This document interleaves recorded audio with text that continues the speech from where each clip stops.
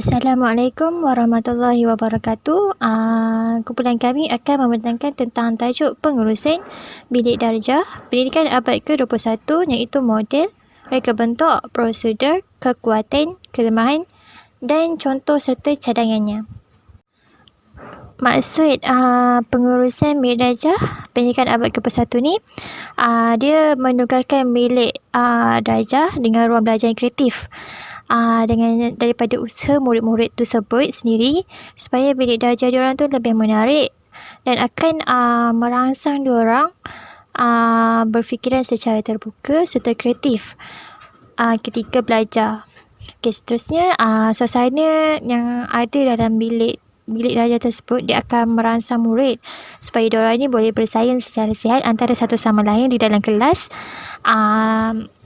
Selain itu, diorang dapat belajar secara kooperatif dan diorang memperoleh kemahiran kolaboratif yang sesuai untuk pendidikan abad ke-21 sekarang ni untuk murid-murid. Okey, yang seterusnya model pengurusan bilik darjah pendidikan abad ke-21. Okey, yang kita boleh tengok daripada 4 gambar di dalam slide tu, itu adalah contoh model-model susunan pengurusan untuk kelas pada abad ke-21 sekarang ni yang boleh digunakan dan sedang digunakan oleh guru-guru supaya mereka memudahkan toleransi mereka dengan guru-guru apabila mereka ingin belajar di dalam kelas bersama murid-murid mereka. Okey, yang seterusnya susunan meja yang boleh disusun di dalam kelas. Okey, yang kita boleh tengok pada gambar yang pertama tu, satu meja disusun kepada 4 meja sesuai untuk 4 orang di dalam satu kelas saja. Dan kita tengok susunan dia di mana terdapat 6 kelompok yang mewakili 4 kumpulan dalam satu meja. Kemudian bahagian hadapan sebelah meja guru merupakan ruang santai di mana para pelajar boleh meluangkan masa membaca buku bersama kawan-kawan di sudut bahagian ruang santai tersebut. Okey, untuk gambar yang kedua adalah susunan untuk kelas satu kumpulan 5 atau 6 orang. Okey, untuk nampak lebih tersusun, bahagian pertama boleh disusun dalam 5 meja untuk 5 orang, manakala untuk bahagian belakang boleh disusun untuk 6 meja satu kumpulan, dan meja guru diletakkan di bahagian hadapan, bahagian tepi bersebelahan dengan pintu. Okey, kat sini supaya susunan tersebut tak terabur, iaitu barisan yang pertama 5 kumpulan dan barisan yang kedua yang bahagian belakang 6 kumpulan. 6 kumpulan iaitu untuk 6 orang dalam satu kumpulan. Okey, seterusnya untuk susunan meja. Susunan meja ni akan disusun berbentuk kumpulan dan satu kumpulan disarankan untuk 4 hingga 5 orang pelajar sahaja dalam satu kumpulan tersebut. Tujuan susunan meja ini disusun secara berkumpulan adalah supaya ia akan menambah daya ingatan pelajar tersebut di dalam sesebuah kumpulan. Selain itu, memudahkan mereka untuk berinteraksi antara satu sama lain melalui kontak mata yang berhadapan secara berhadapan supaya mereka lebih fokus dan faham apa yang rakan kumpulan mereka cuba sampaikan, seperti memberi idea, berkongsi idea berbanding apabila susunan meja tersebut disusun secara berbaris. Itu akan menyukarkan mereka kerana mereka perlu melihat ke kiri, melihat sebelah mereka dan menyukarkan mereka untuk memahami apa yang ahli kumpulan mereka cuba sampaikan. Kalau untuk sudut ruang santai, guru-guru boleh menyediakannya di bahagian sudut belakang kelas, di mana untuk ruang santai ni guru-guru boleh menyediakan sebuah meja kecil bulat. Boleh juga menyediakan kursi ataupun pelajar boleh saja duduk di lantai, di mana guru-guru boleh meletakkan tikar ataupun lapik Kemudian di sudut ruang santai ni, guru-guru boleh meletakkan bahan bacaan tambahan untuk para pelajar apabila mereka tidak mempunyai kelas ataupun guru tiada dalam kelas, ataupun untuk mengisi masa lapang mereka dengan membaca buku-buku yang disediakan oleh guru-guru di bahagian belakang tersebut. Okey, yang seterusnya sudut open dan kriteria kejayaan. Okey, sudut open tu kita boleh tengok dalam slide tu. Okey, sudut open ni dia bertujuan untuk supaya guru ni dia untuk tulis objektif pembelajaran dan kriteria kejayaan di hadapan papan putih tersebut. Okey, merujuk objektif pembelajaran masa PDP ni, dia akan memudahkan pelajar ni untuk semak pencapaian mereka ni sampai setakat mana yang diorang mampu untuk diorang capai. So macam diorang boleh rujuk lah macam apa itu objektif pembelajaran pada hari ni, boleh rujuk dekat sudut open yang disediakan oleh guru tersebut. Okay, selain tu pelajar juga dapat menulis objektif, merancang aktiviti diorang dengan lengkap serta membuat refleksi akhir selepas habisnya sesi pengajaran dan pembelajaran oleh guru mereka. Manakala untuk sudut parking lot ni disediakan oleh guru-guru di bahagian belakang kelas yang dihasilkan oleh murid-murid tersebut sendiri mengikut kreativiti mereka. Okey, antara fungsi parking lot ini disediakan adalah supaya murid-murid mempunyai peluang untuk bertanya tentang sesuatu yang mereka tidak faham dan parking lot ni sesuai untuk mereka yang segan ataupun pemalu untuk mengemukakan sesuatu idea ataupun perasaan mereka terhadap sesuatu.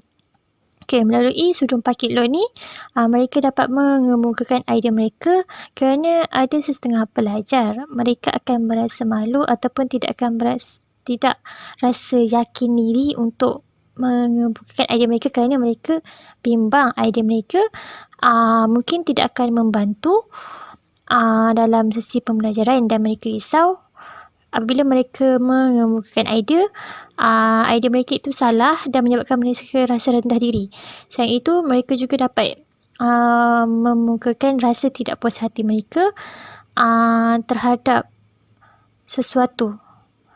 Sebagai contoh, macam jika mereka ada masalah terhadap sesuatu subjek, mereka tidak puas hati dengan cara pengajaran seseorang guru tersebut, mereka boleh juga untuk mengungkapkan rasa tidak puas hati mereka melalui sudut parking lot yang disediakan.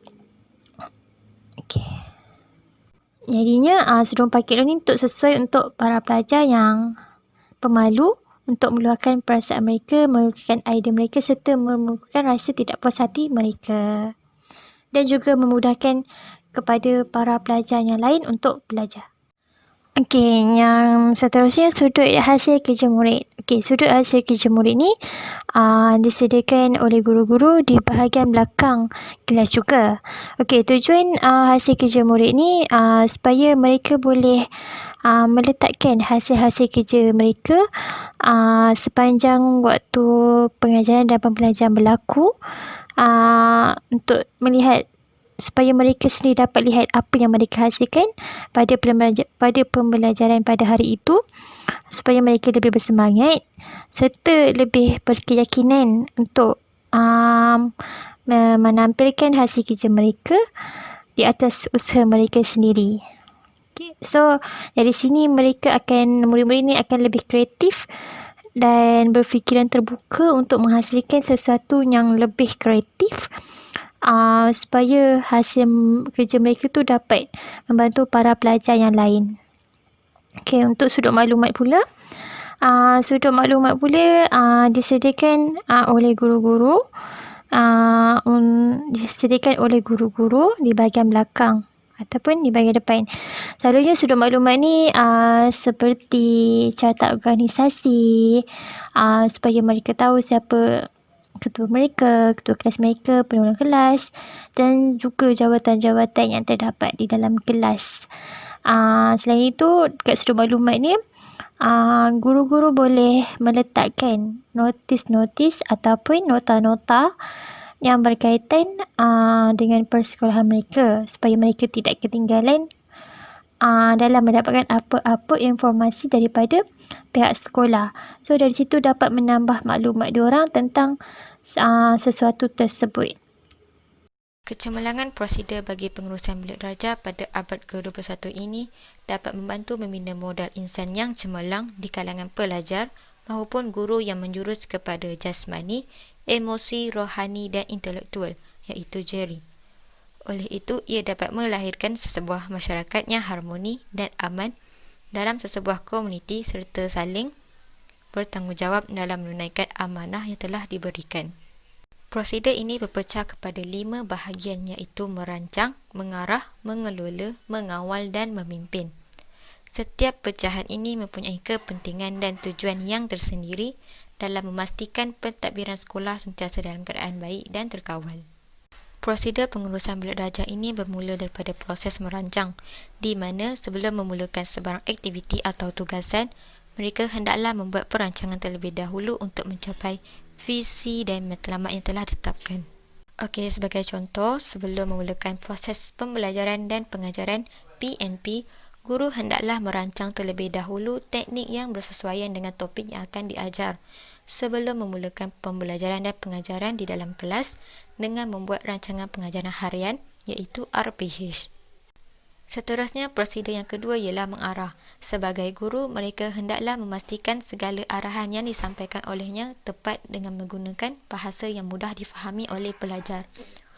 Hal ini supaya para pelajar dapat melaksanakan arahan yang diberikan dengan baik. Seandainya arahan itu tidak disampaikan dengan jelas dan terang, para pelajar akan menghadapi kesukaran dari segi memahami arahan tersebut, malah mereka akan menghadapi kesukaran semasa menyiapkan tugasan yang diberikan. Selain itu, langkah yang ketiga bagi prosedur pengurusan bilik darjah ialah mengawal. Dalam konteks pengurusan bilik darjah, mengawal disiplin murid-murid merupakan tanggungjawab utama guru.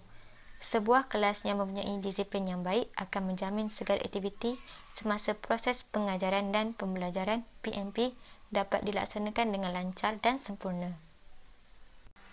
Dengan pengawalan dan pemantauan yang sempurna oleh guru-guru terhadap para pelajar, masalah disiplin di sekolah akan dapat dikurangkan dari hari ke hari.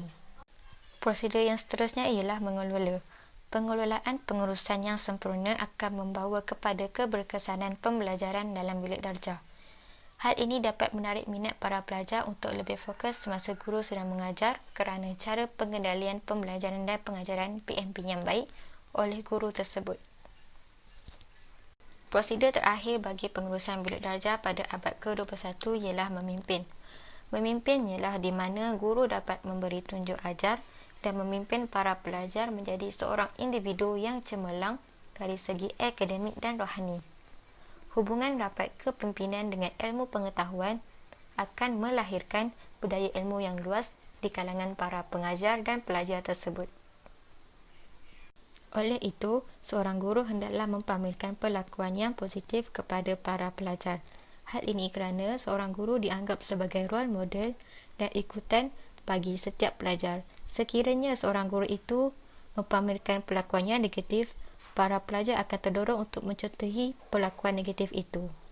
Seterusnya, kita pergi kepada kebaikan pengurusan bilik darjah pada abad ke-21. Antara kebaikan ialah guru dapat memupuk para pelajar untuk berfikiran kreatif dan kritis dalam memberikan idea dan menyelesaikan masalah yang berkaitan luar atau dalam bilik darjah. Pemikiran kreatif dan kritis mampu mendorong seseorang pelajar untuk menguji kebenaran suatu perkara atau masalah agar tidak membentuk kesimpulan atau keputusan yang salah. Di samping keupayaan untuk memproses maklumat dan menghasilkan sesuatu yang baru dan asli. Selain itu, pelajar akan berpeluang untuk mengendalikan pembelajaran secara berkumpulan dengan pemantauan guru. Hal ini dapat membantu pelajar untuk lebih berani untuk bercakap di hadapan khalayak ramai, serta dapat memupuk sifat kepimpinan dalam diri pelajar.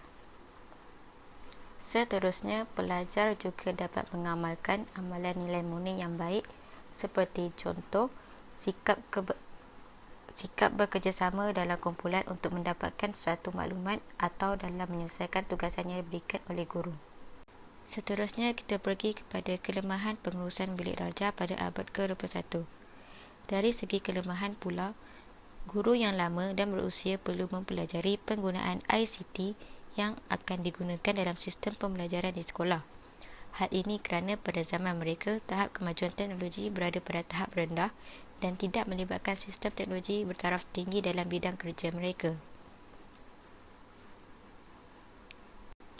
Selain itu, kesukaran bagi sekolah yang terletak di kawasan pendalaman yang tidak mempunyai kelengkapan belajar yang lengkap untuk para pendidik maupun pelajar.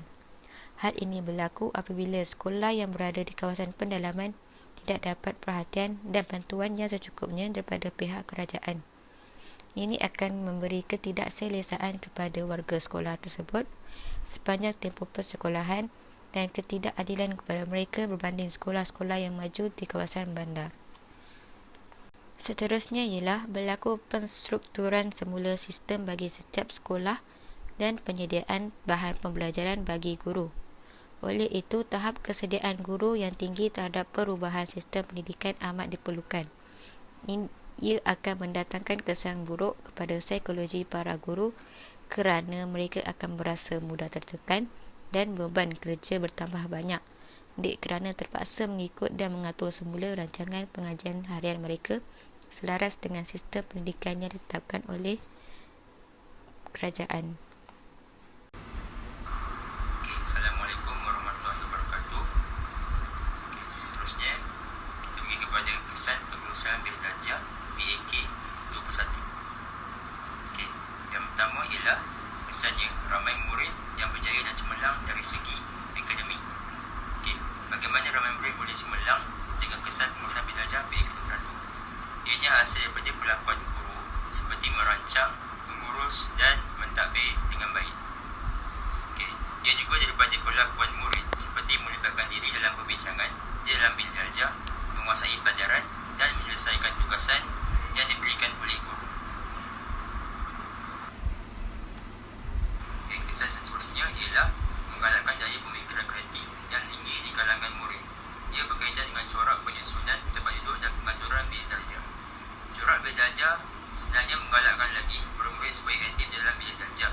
Oleh itu, perkara ini memerlukan imajinasi guru supaya berkongsi ilmu perbincangan dapat dilakukan antara mereka dengan suasana yang selesa.